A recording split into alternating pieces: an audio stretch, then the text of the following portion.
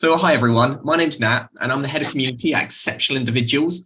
I'm also a master's student in applied neuroscience and hopefully a specialist in neurodiversity, as including things like dyslexia, dyspraxia, autism and ADHD. Now ADHD is what we're going to be focusing on today. And I think, originally it was called ADHD and Sex.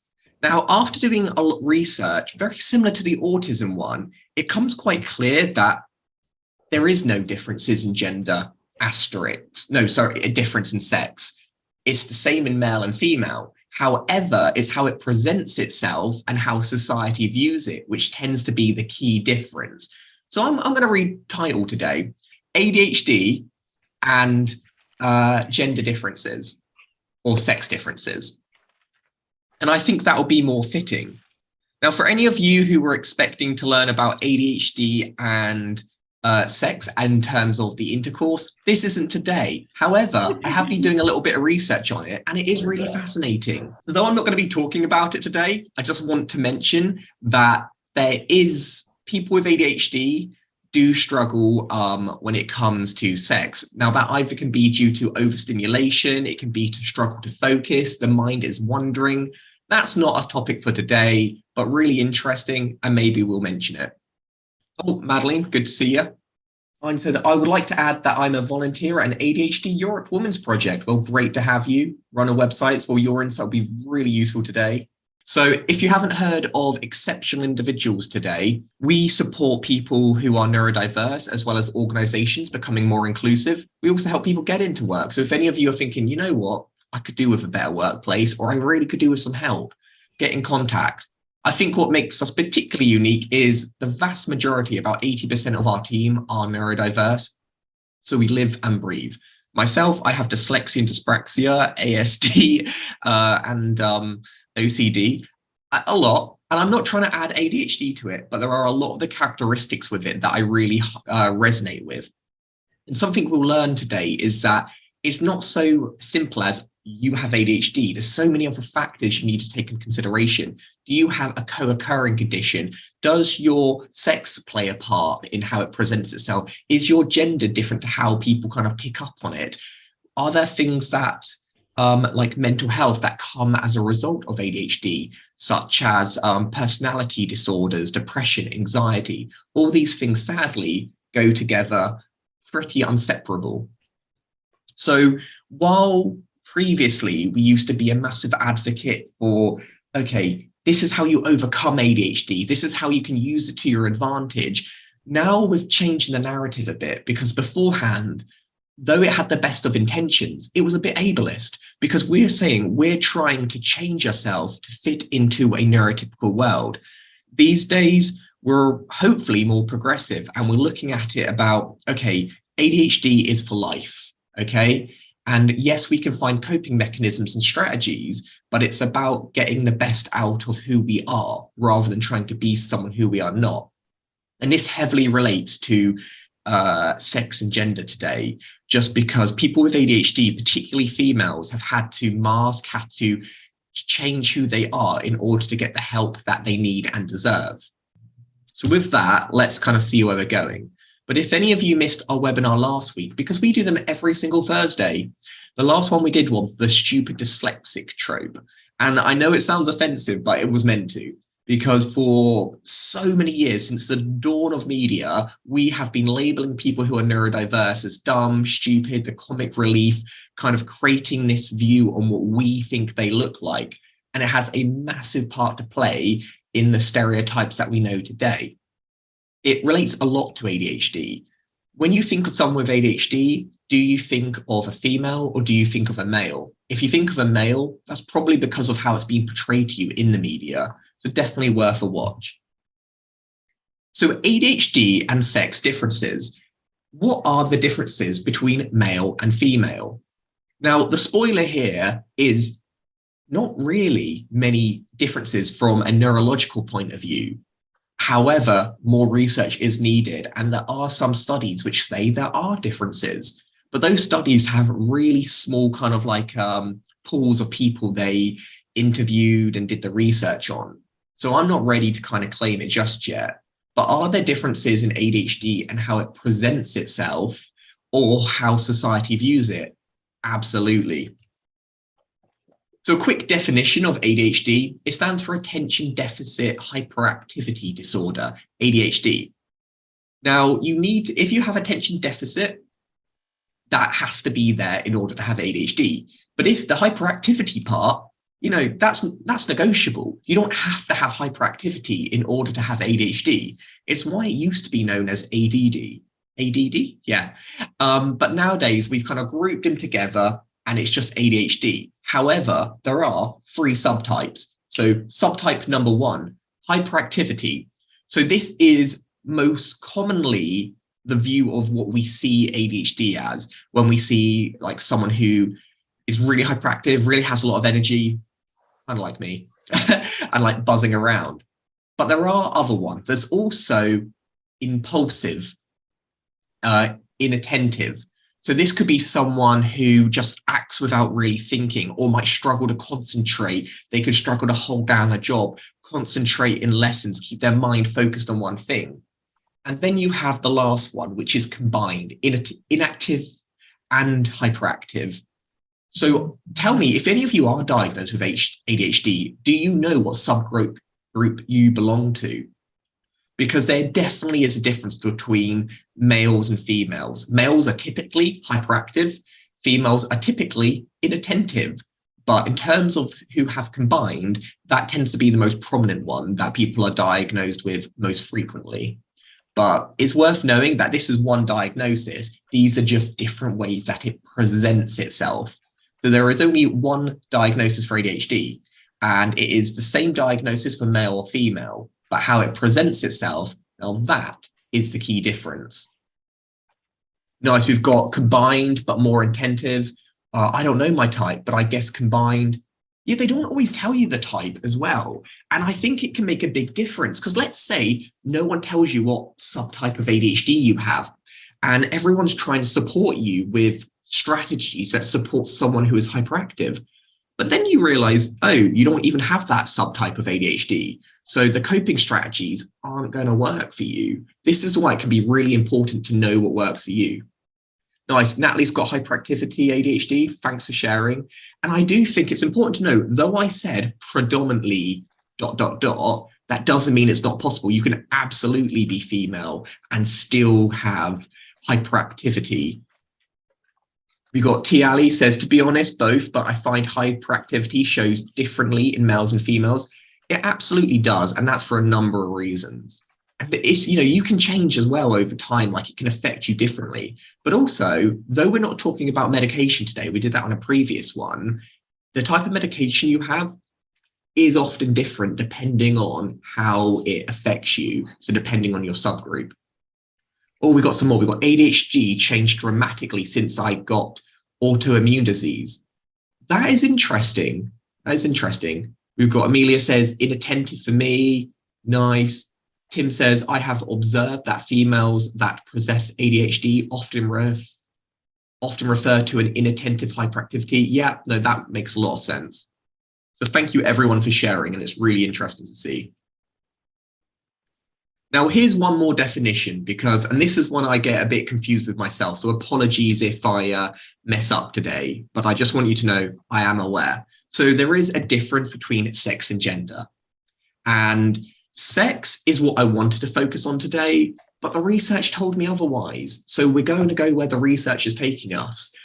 First of all, chromosomes, X and Y, they are what determine your sex. If you have XX, you're female. If you have XY, you're male. That's the basic science of it. There's a bit of wiggle room, but that's the main thing. Then we've got your reproductive organs and genitalia. Vagina, female, penis, male. Again, there's always kind of like room, but those are the general terms. And then hormones.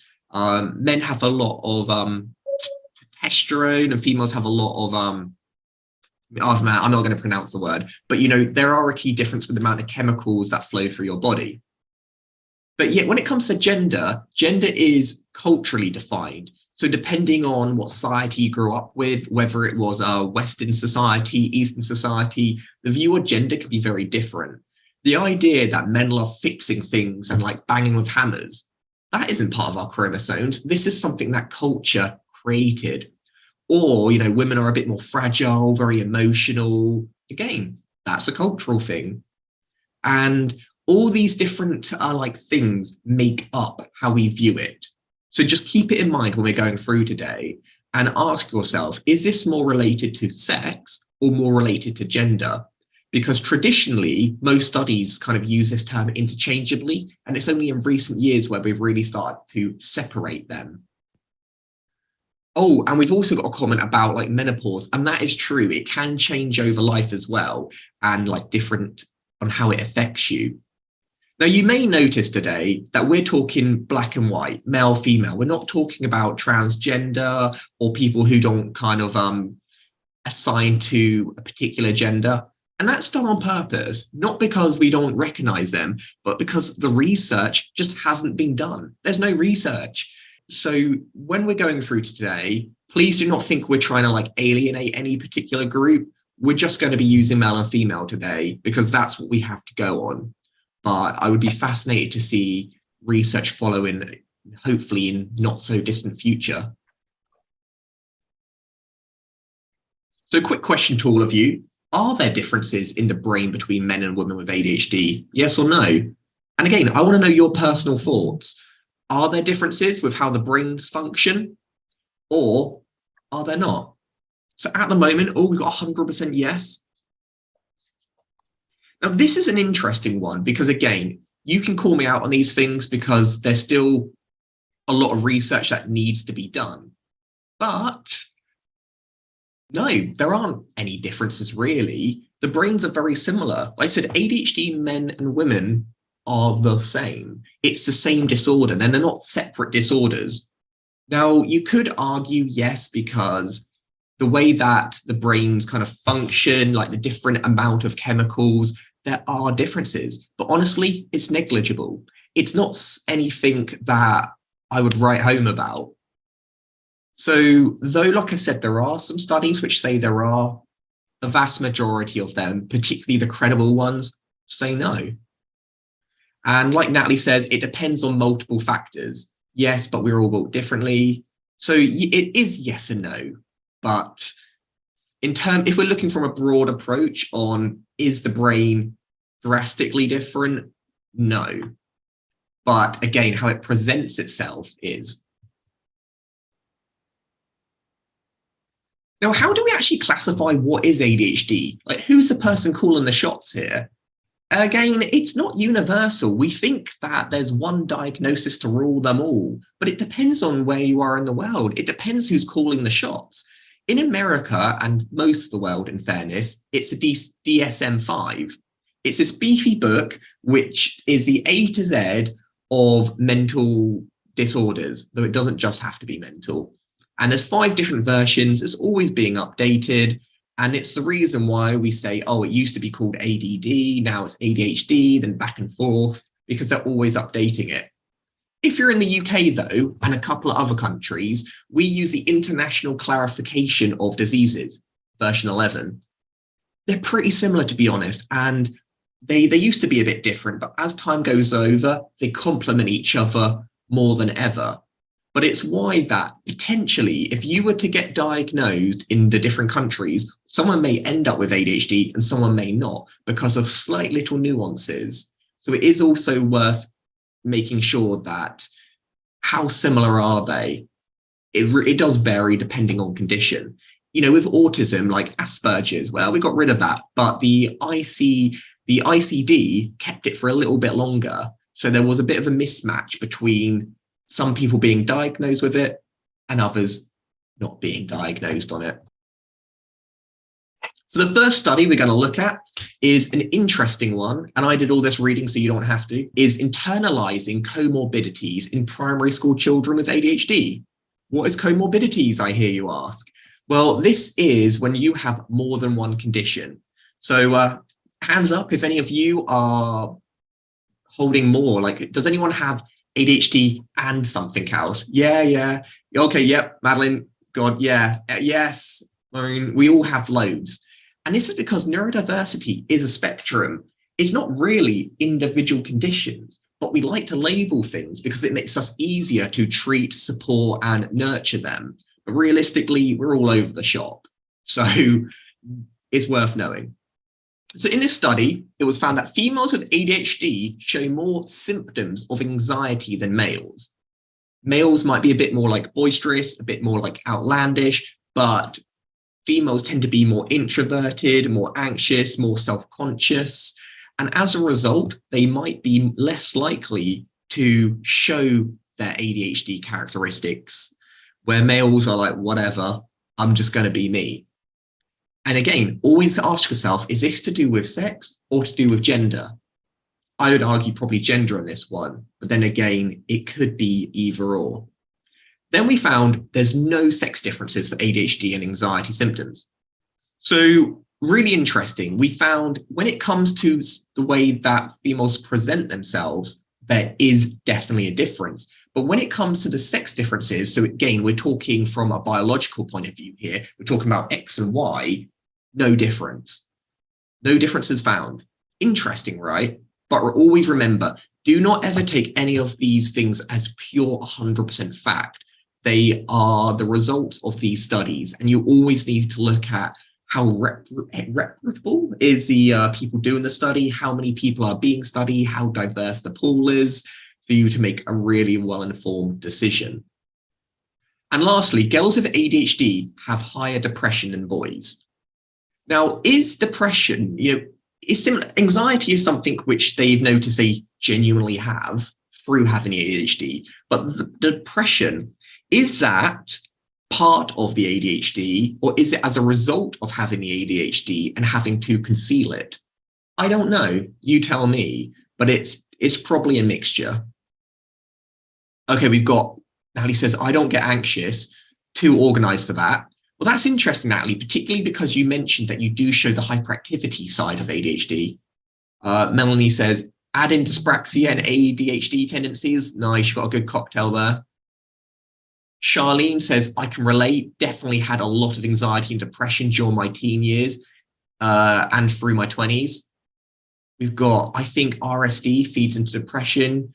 Analyzing, being organized is not necessarily related to anxious behavior. Jenny, anxiety has definitely been worse trying to hide the symptoms. Wow. Yeah. I mean, the studies are great, but hearing from all of you really puts us into a real world context. So really thank you for sharing. So a quick one here. Who actually has ADHD in the group? Am I preaching to the converted, or are some people still finding it out? Now, I know some of you might be, yeah, I think I do, I don't know. I would say if you resonate with it, say yes. For this, it's easier to split it into yes or no. Okay, good mixture here. And that's good because I think the idea is to educate people who know they have ADHD to better understand themselves and better communicate to others, but also for those who do not have ADHD to understand it better. The society's understanding of ADHD is wrong, and it needs incredibly updating, and it needs to be updated to both genders and sexes. So Natalie says, most of these studies are not inclusive culturally. I myself am a neuroscientist and psychological student. Ah, great. Yeah, no, you're right. They are not inclusive. The studies are typically white, typically male, really small pools. And this is why take it with a massive grain of salt. So quick one, what is your sex? And again, just for today, male or female. I appreciate there's others, but there is a reason why I need to split it so like straight down the middle. Okay, interesting. But you know what? Mostly females attend these webinars. Why is that? Well, I mean, there's a whole load of reasons, but I think we probably can guess some. Now, most of the females attending do have ADHD, and only a few do not. But yet the one male, and I know there's more males here, Tim just doesn't like to play with the app. Doesn't. So this is interesting, definitely. Oh, Charlene says, I haven't been formally tested, but online tests and my history point strongly to me having ADHD.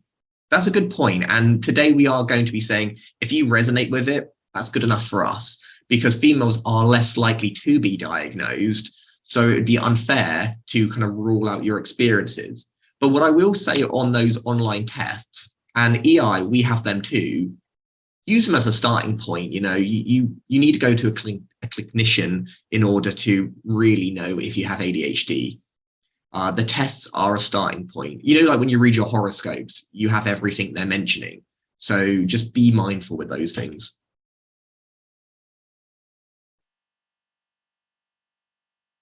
Okay, another quick terminology 101, behavior. You're going to hear that we talk a lot about behavior today, but we're not just talking about your attitude. We're talking about it from a more of a clinical perspective.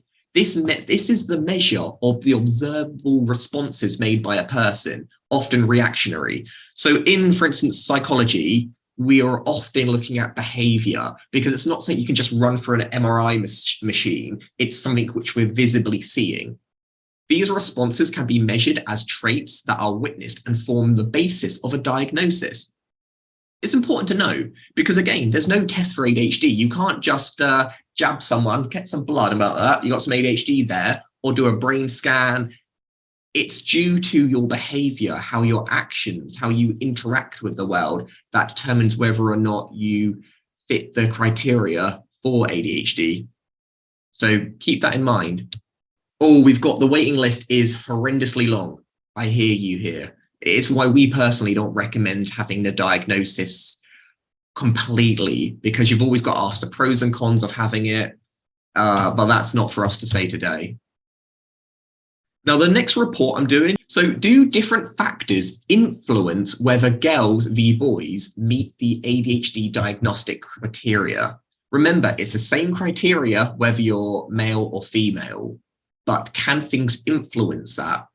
So it was found in this report that emotions were a big factor in distinguishing ADHD diagnosed girls from high symptom girls. So what do we mean by this? Well, some people show a lot of the characteristics of ADHD, but will not get diagnosed with ADHD. And the key thing here, which makes they're like, you have it, you don't have it, was the emotional regulation. Now, as well as that, it was also, there was not just stigma in the clinical side, but also from the parents. They had a lot of like bias. They saw boys as more impaired. So let's say you had a boy and a girl, equally ADHD, have the same kind of characteristics. The male would be seen as impaired, someone who needs support and extra attention, but the same could not be said for the girls. But when it came to girls, didn't get the same support. And parents often underrated girls' ADHD, yet overrated boys. So what do we mean by underrated? So let's say if, again, they both had the same characteristics, symptoms, challenges, girls would probably just, it's just a phase they're going through, they'll grow out of it, where boys are more likely to get the help they need. I don't know if anyone here has brothers and sisters, well, brothers, and found out that they had more attention given to them, even though you both were neurodivergent. We've got, Natalie says, most females are misdiagnosed as bipolar and in fact have ADHD/ASC/other neurological psychological disorders. You are absolutely right on that. They are, which is a real shame.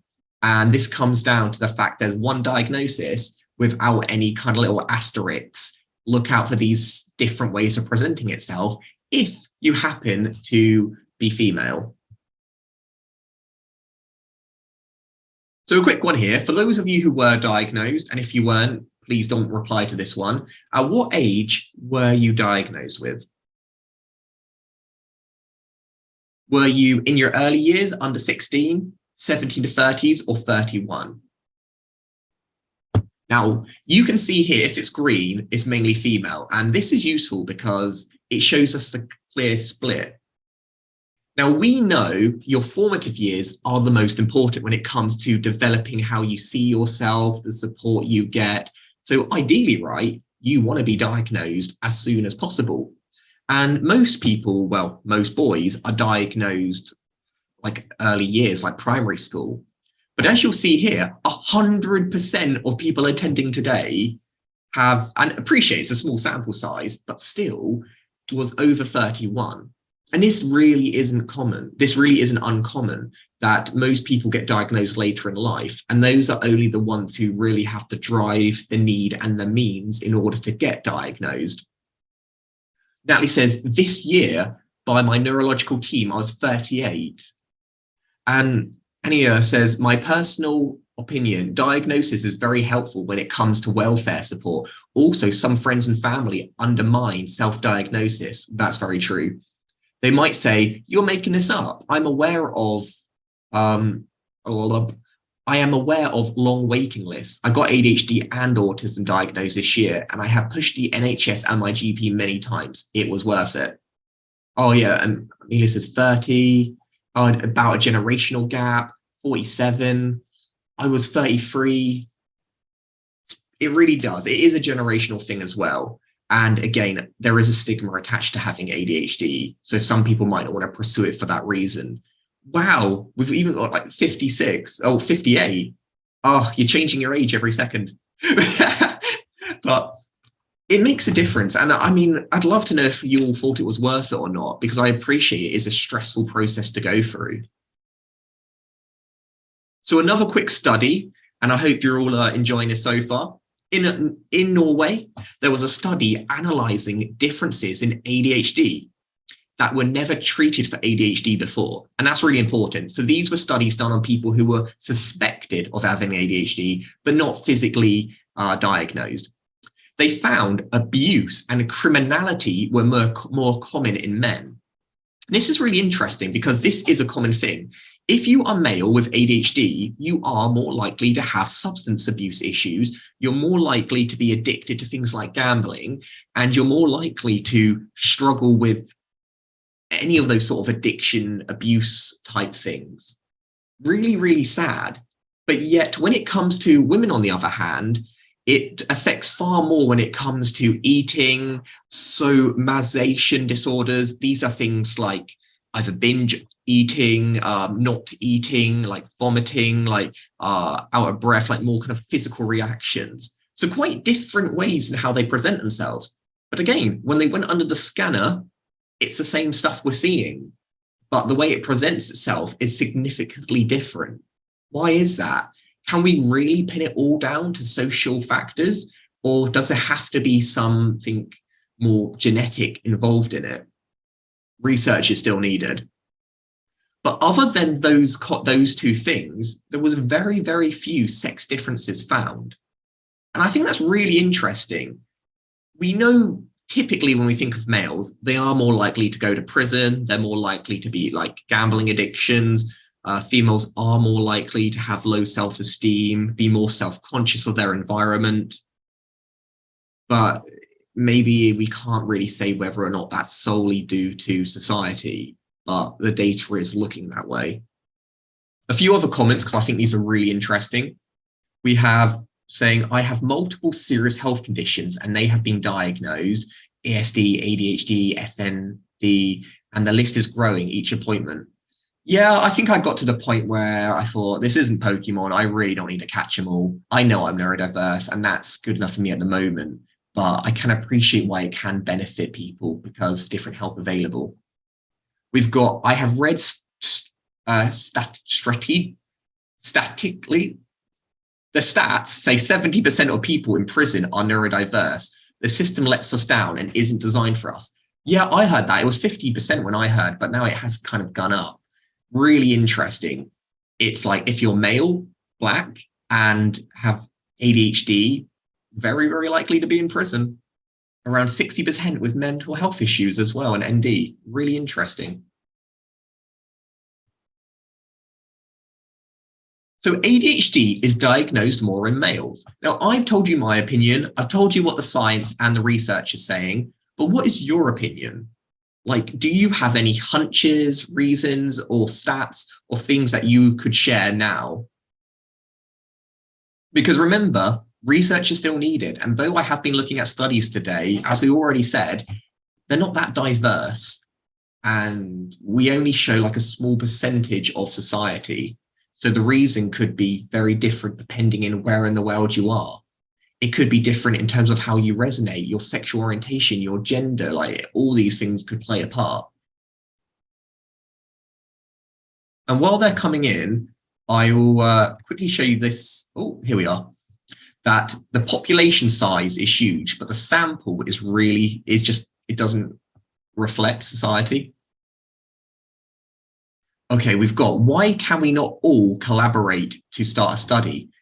I mean, I do find research institutions are very protective and tend not to share their research very well. Hence why when it came to autism, we were like 30 years behind the curve just because we didn't share research, and World War II, but mainly we didn't share research. Girls are societally different. Nice. If hyperactivity / disruptive behavior in schools is an issue, this is more identifiable at schools, and hence I would think males are diagnosed earlier. That's really poignant. I think the expression we only oil squeaky wheels is really appropriate, meaning that if there's a problem we're seeing, we will treat it. But if it isn't visible, why would we ever do anything about that? Natalie says, Professor Amanda Kirby, I know, heard of them, is very keen to collaborate with everyone. Oh no, well, pick up the phone, always interested. And one of the comments we got here is girls tend to be more well-behaved and masking, so boys get more diagnostic on everything. Very true. Hyperactivity is more obvious in boys. Yep. Here we got, whereas girls daydream and don't cause trouble. Again, it might sound like a generalization, but statistically it is true. So one more, just kind of keep this going, because I wanted to give a really broad range of studies, just so it's as fair as it possibly could be. Sex differences in ADHD symptoms severity. So this is how much it affects you. So we know that there are many symptoms of ADHD, but they do not all affect us equally. And there is a difference. So from this, we found out that males show higher signs of ADHD. What is a sign? Well, this goes back to the manual of how we diagnose someone. Males will normally tick more of those boxes. From a study that was done from over like 2,000 twins and like close siblings, they were tested, and they found that sex difference severity is due to genes. So rather than it being mainly related to your gender, it depends on your genes. So genes play more of an impact on how much something affects you. So this is another reason where the science doesn't check out that it's due to sex. It's due to your family background. But the reasons why males show more of it, as we mentioned, probably more due to societal biases and stigmas. Now let's move a little bit onto the biological / developmental area. How does it change as we grow and develop? And this is presented with a nice dancing baby. At what age did you learn to talk? 4 to 5, 6 to 7, 8 to 9, 10 plus. And you might think, how is this even relevant? Well, it is relevant because typically those who are neurodiverse tend to develop slightly slower than their neurotypical peers. I was about 2 years behind my peers with reading, writing, literally everything. But females do develop faster than males. And as such, they are being compared directly with their peers. So let's say, for example, you've got 2 5-year-olds, one male, one female. Now, the female is mentally more developed than the male, but the teacher is kind of comparing them both as the same. And as a result, the male, who is more immature, is going to get more of the attention. So it's another reason why females kind of get like missed out. Just so no one kind of feels like siloed out, men and women do kind of level out eventually, but women do tend to be faster at developing in the early years. Yes, and Mara says girls can use more language. Absolutely. We've also got, April says, just to reiterate from the autism and sex different webinars, I learned to talk about 2, but I chose 4 to 5 because it's the closest answer for me. Yeah, I was really slow. I wasn't like 5 until I started speaking. But now, try and stop me. So in school practices, how do schools kind of navigate this minefield of cognitive variation? What set were you in? Were you typically a low achiever? I was in that one. Were you kind of middle ground? Or were you top of the class? So we've got, I spoke very early, first child with a lot of attention. And this, again, most of you, and we know that the majority of people in today's chat is female, were in the top sets. And this is the thing, because we often compare being neurodiverse with having a low intelligence. But again, that is not true. There's no science to back that up. But the reason why we kind of envision someone like Bart Simpson, who is male, ADHD, naughty behavior, is because of how it presents itself and the expectations that society puts on them.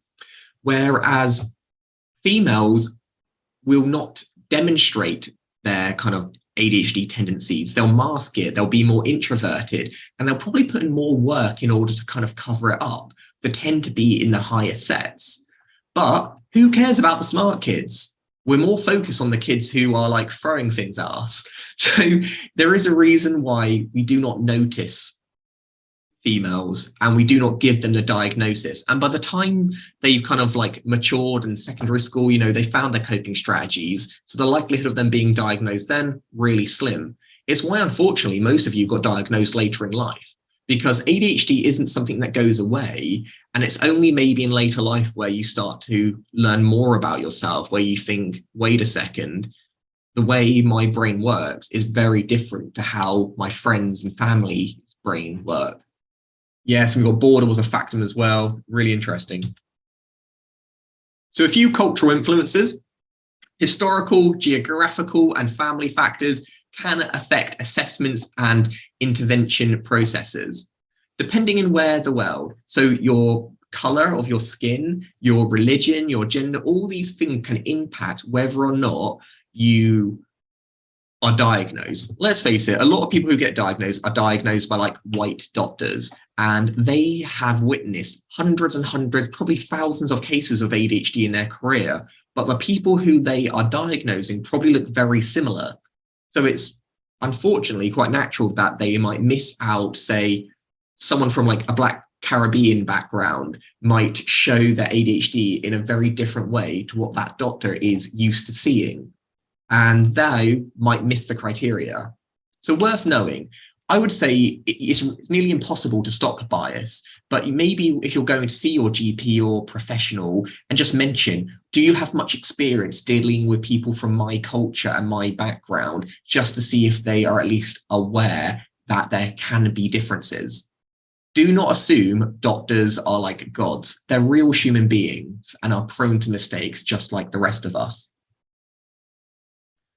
Ali says, I don't think that ADHD has as big a stigma as autism. I don't know about that. I think autism has a more variety in terms of the spectrum on how high and low needs can affect you. But I do think ADHD, particularly in women, is highly stigmatized.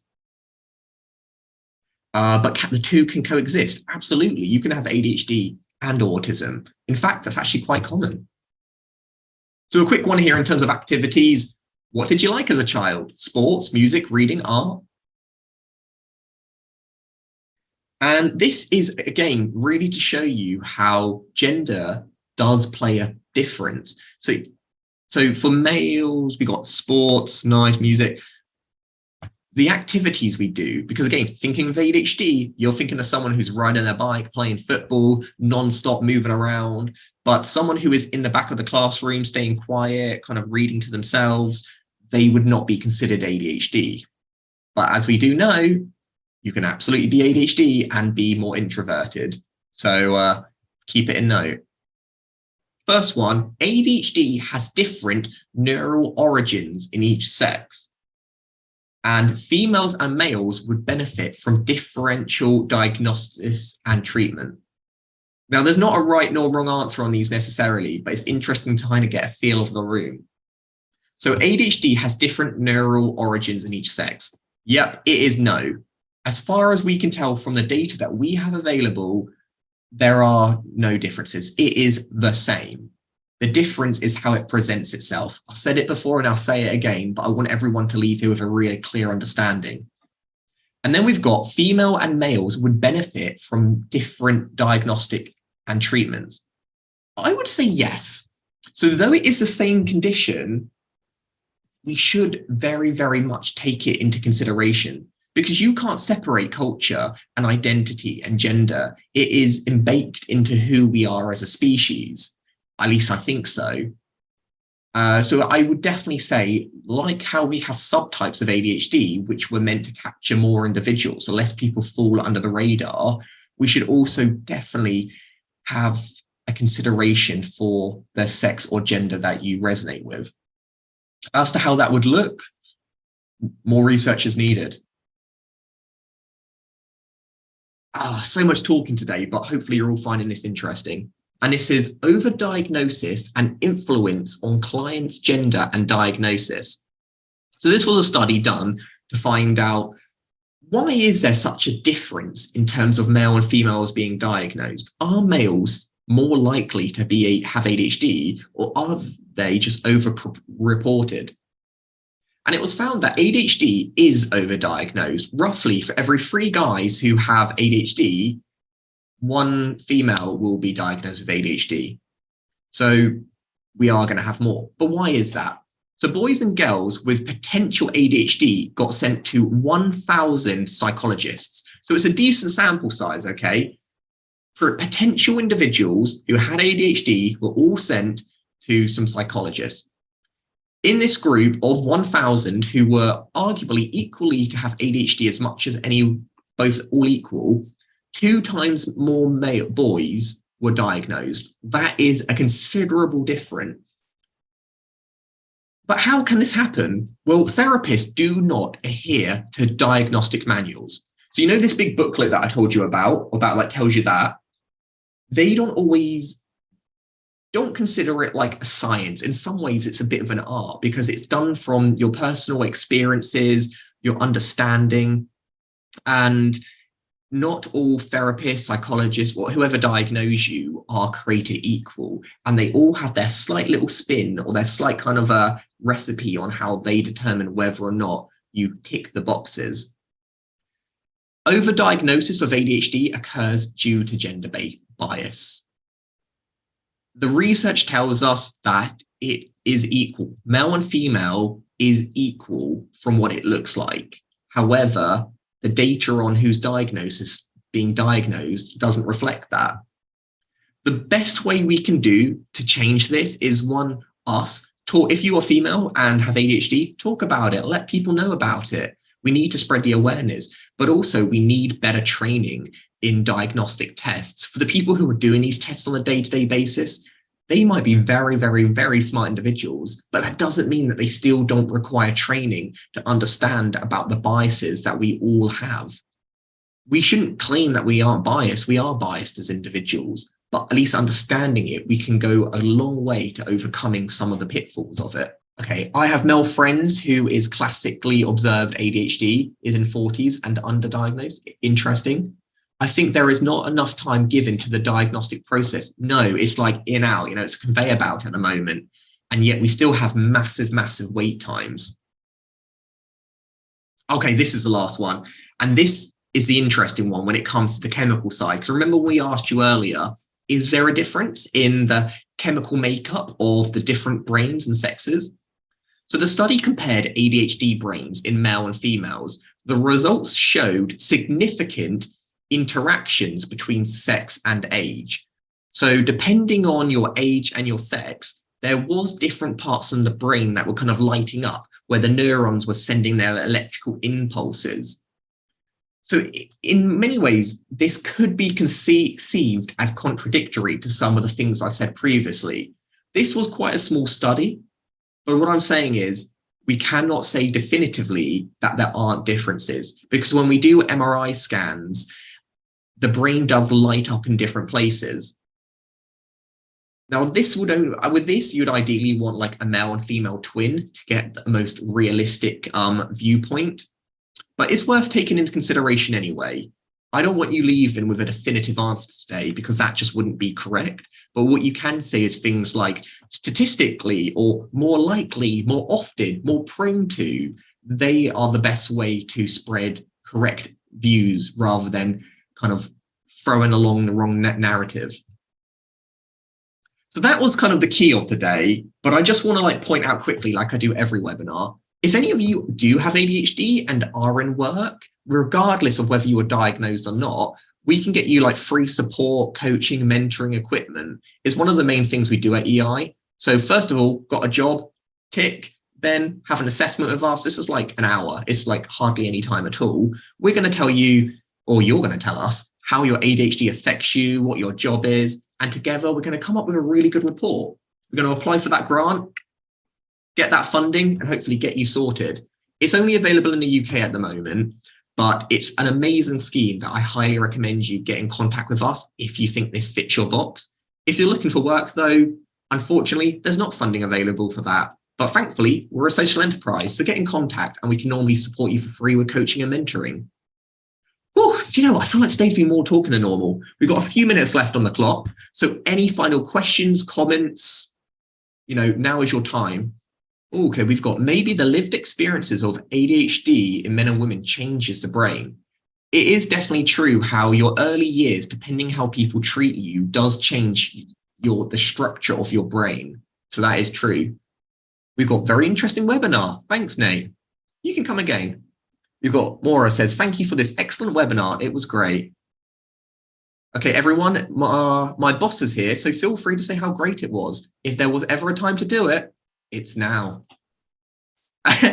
So you're always welcome to get in contact, send us messages. If it pops into your head later in the day, you're always welcome. But just so you know, this isn't the one and done. We do these every week. And the next one is about dyspraxia. And we're looking at pop culture again. So the clumsy child trope. A trope is something which is seen time and time again that cements a certain viewpoint to culture. So when we think of ADHD, we think of a kid looking at a squirrel out the window going, oh, distracted. When we think of dyspraxia, we think of a really clumsy child. Who is creating this media and who is pushing this narrative along? That is what we're going to be finding out next week.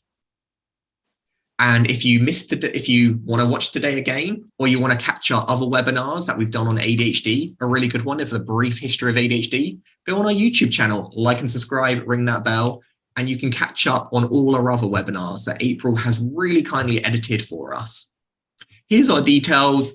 Remember though, take a note of them, drop us down, give us a call, email us, whatever works for you, and we'll try and do what we can.